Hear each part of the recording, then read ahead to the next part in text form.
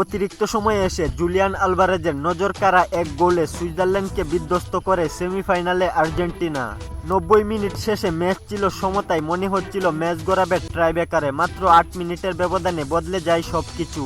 অতিরিক্ত সময়ে যেন জেগে উঠে বিশ্ব চ্যাম্পিয়ন আর্জেন্টিনা। 112তম মিনিটে জুলিয়ান আলভারেজের গোল, তারপর শেষ মিনিটে লাউতারো মার্তিনেজের গোলে বড় জয় নিশ্চিত করে আর্জেন্টিনা। ভিউয়ার্স, চলুন জেনে নিই এই ম্যাচে আর্জেন্টিনার ভুল ও সফলতার বিস্তারিত। খেলাধুলার গুরুত্বপূর্ণ আপডেট পেতে আমাদের চ্যানেলটি সাবস্ক্রাইব করে দিবেন। বিশ্বকাপের শেষ কোয়ার্টার ফাইনাল ম্যাচে সুইজারল্যান্ডের বিপক্ষে মাঠে নেমেছিল আর্জেন্টিনা। আবারও সবাইকে অবাক করে সেই পুরনো গতিহীন একাদশ নামান কোচ লিওনেল স্কালোনি। কিন্তু ভাগ্যগুণে ম্যাচের 10 মিনিটে লিওনেল মেসির কর্নার থেকে আর্জেন্টিনাকে গোল উপহার দেন অ্যালেক্সিস ম্যাকঅ্যালিস্টার।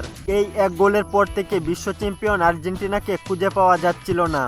গোলের কোনো সুযোগ করতে পারছিল না লিওনেল মেসির দল। অন্যদিকে সুইজারল্যান্ডের রক্ষণ ছিল বেশ সুসংগঠিত।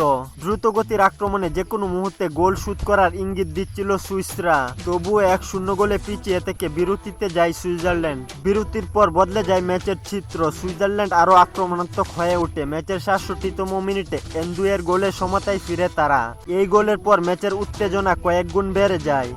আরও গোল করে আর্জেন্টিনাকে ম্যাচ থেকে ছিটকে ফেলতে মরিয়া ছিল সুইজারল্যান্ড। কিন্তু আগের ম্যাচগুলোতে খারাপ খেললেও আজকের ম্যাচে একের পর এক সেভ দিয়ে আর্জেন্টিনাকে বাঁচিয়ে দেয় গোলকিপার এমিলিয়ানো মার্তিনেজ। তবে ম্যাচের 72তম মিনিটে বড় ধাক্কা খায় সুইজারল্যান্ড। ফেক ফাউলের অভিনয় করে লাল কার্ড দেখে মাঠ ছাড়ে এমবুলু। 10 জনের দলে পরিণত হয় সুইসরা। এরপর পুরো সময় আর্জেন্টিনা আক্রমণ চালালেও নির্ধারিত 90 মিনিটে আর গোল আসেনি। ম্যাচের অতিরিক্ত 30 মিনিটও পার হয়ে যাচ্ছিল। ম্যাচটি তখন ট্রাইব্রেকারের অপেক্ষায়। তখন লিওনেল স্কালোনি দেখালেন নতুন চমক। লাউতারো মার্তিনেজ, লুপেস আলমাদাকে নামিয়ে সুইজারল্যান্ডকে চেপে ধরেন তিনি। শেষ পর্যন্ত লুপেজের অ্যাসিস্ট থেকে আলভারেজ অসাধারণ এক গোল করে আর্জেন্টিনাকে এগিয়ে নেন।